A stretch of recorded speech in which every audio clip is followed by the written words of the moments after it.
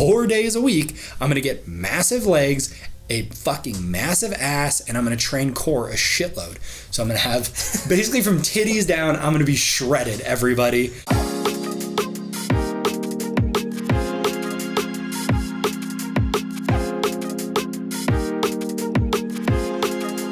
Make your debut. Come hang out. So I got an accident snowboarding, right? I broke my wrist, guys. I was in denial for a week, and was basically just like, oh, it's sprained. It's not a big deal. I don't want to fucking spend the money, right? Mm-hmm. Which is how I am when pretty much anything bad happens. Make it. Gosh, tell me about it. Make it just go away, basically. Yeah. And I, this sounds like a joke, but I was literally trying to like will it into improving. Like I was like having pep talks with my wrist in the shower. I'm like, you're just a sprain. You're all right. Like I eat super clean. I train hard. I got good bones. So much calcium in you, bad. But like I'm like giving it a pep talk pretty much every single day. But finally, I had enough people in my life to tell you the truth. They're like, you need to go get it looked at. Like that looks fucked up, man. I know. I remember you just like, oh no. I'm like, dude, I was so hot and cold with it. But here's the thing: is like so I'll have Glenn attach a few pictures here. This first one that we're gonna put up is me after I got in a motorcycle accident 4 years ago. This looks terrible. Okay. It is bad. I mean, it's like my entire foot, halfway up my calf, is purple and yellow. Okay, it just swollen as all hell. It looks terrible. No break. Low grade sprain, but my entire leg is swollen. Right. So then I'll have Glenn attach a picture now of what my wrist looked like after this crash. Okay. Again. Pretty swollen, a little bit of bruising, but not nearly as bad. And the thing is, I had more movement in my hand and my wrist than I had my ankles and toes. So I'm like, I'm good. I'm good to go. There's no issue here. Everything was improving over the last week. Range of motion was getting better, swelling was going down, but my wrist flexion and extension. So for anybody who's not watching, that's like if you push your hand forward and backward, that was not improving. And then supination and pronation. So that's rotating your palm up and down. Wasn't getting any better. Uh-huh. And it got to the point where I tried like supinating it and I felt like I could feel something inside and I was like, fuck. And on top of that, all the friends telling me, bro, you got to get it looked at. And these are people in like the medical field too, who I should be trusting. So I finally go get it looked at. Okay. So now we're going to attach what the break actually looks like. So my wrist is broken in 2 places. It is across the distal end of the radial head. So basically that is, it's my right hand, everybody. So for anybody watching, if you touch the thumb side of your forearm, that's your radius, and if you go toward the thumb, that's the distal end. So basically it's right here. Okay, so for anybody watching, it's right here that it's broken. It is broken across that bone and it is broken through it. So think of if you were looking at a straw standing straight up and cut the top of the straw vertically. So it's broken vertically and horizontally. Oh, gosh. It's bad. That's pretty bad. Yeah. So here's the thing is like, this sucks. It sucks. I can't lift for a while.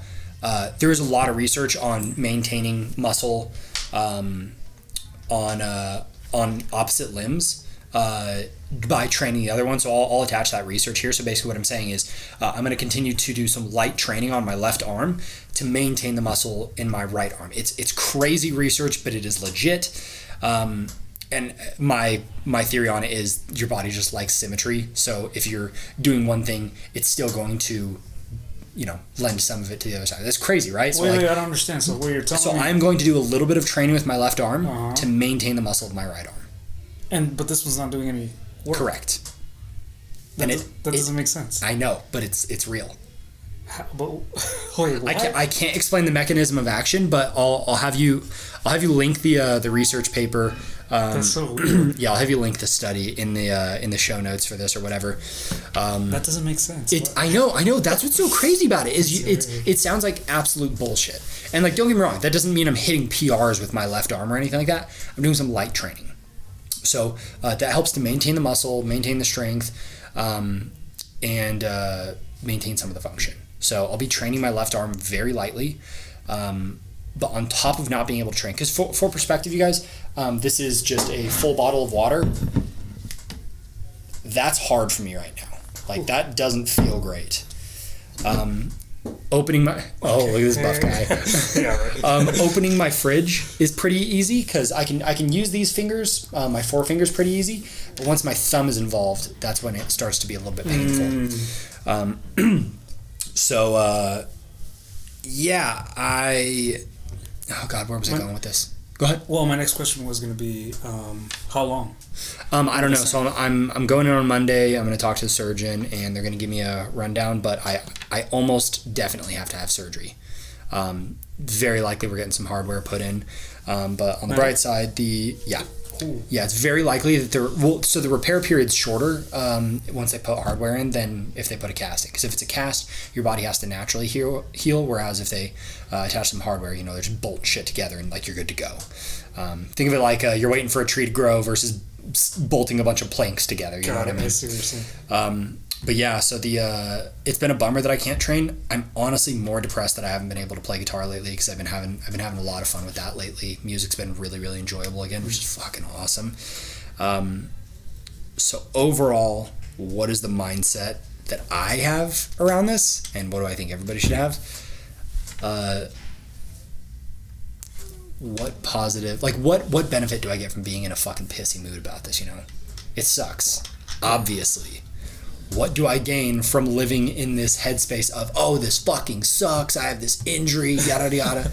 So plain and simple, like, I'm just being as positive about it as possible. It's the break sucks, but this is the reality of where I'm at. So be as happy as I can. I'm training legs 4 days a week. I'm gonna get massive legs, a fucking massive ass, and I'm gonna train core a shitload. So I'm gonna have basically from titties down, I'm gonna be shredded, everybody. So I'm honestly, it's every single time I've had a big setback like this, it always ends up being a really big positive. So I'm gonna get a lot of leg training done. I'll actually post some of the stuff that I'm doing. So a lot of SSB squats, and so it's a safety squat bar for anybody who doesn't know what an SSB is. Squats and good mornings with those, and I'm actually getting in the mail tomorrow a strap that allows you to do hand-free deadlifts. So it's literally a strap that goes from the bar up over the top of your back, so you're simulating a deadlift. And then tons and tons of hip thrusts. So I mean, all in all, this is a bummer, but I think it's kind of a blessing in disguise. I'm going to get really, really big, strong legs, which has always been a lagging body part of mine. And I mean, squatting feels smoother than it's ever felt. So, we'll be posting some of what my training split's looking like over the next week. I mean, it's not going to be posted next week, but I'll be recording it next week. And what about? I had another question. So let's say it's all healed. Mm-hmm. There's still bolts in here permanently? Yeah, but you can get them removed. Okay. So like, there's some people who are like, oh, like having metal in your body is not good. I'm kind of inclined to agree with that. But then you have to pay for the second surgery to get it removed, which it's plain and simple. Like, it's just not cheap. Right. And some people say, having the empty spots from where those screws were makes the bones more brittle in the long run. So like, there's pros and cons to it. I'm not 100% sure what I would do in that situation. I'd have to actually look into it really deeply. But I know a few people who've gotten their hardware removed, and they're like, yeah, like I feel better. Maybe that's something they're just making up in their head. But there seems to be a little bit of research out there that validates you shouldn't have it in your hands. Anyway, sounds like next guest is here, so we'll cut it there, guys. Until next time, guys, my name's Andrew with Pride. We'll see y'all later.